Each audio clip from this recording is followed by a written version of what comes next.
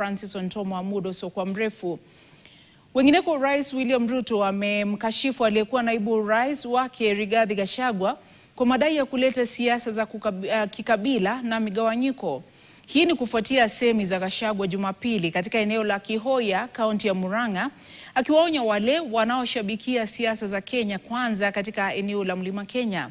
Ruto alikuwa anazungumza katika kaunti ya Meru alipoongoza shughuli ya kutoa fidia kwa waathiriwa wa migogoro baina ya binadamu na wanyamapori.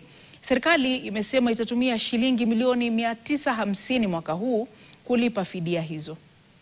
I am very proud that I have a deputy who understands government. Sio mtu ya kisirani, sio mtu ya hasira, sio mtu ya chuki, sio mtu ya ukabila, ni mtu anaelewa. Deputy President si mtu ya Meru. Deputy President ni wa Republic of Kenya.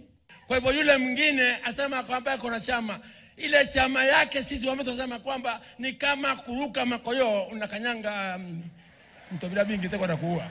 Na msikuwe na wasiwasi. Watu wa chuki na hasira mingi na kisirani na chuki na ukabila, they will never get anywhere in Kenya. Because Kenya does not belong to those kind of people. Kenya belongs to the united, prosperous, one nation with a common destiny. Niseme hii turadhi yetu ya taifa ambaye ni wanyama pori, tusichukulie kama mzaha.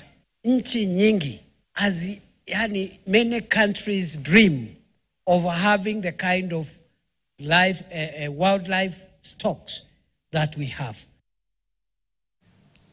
Kitengo cha kukabiliana na majanga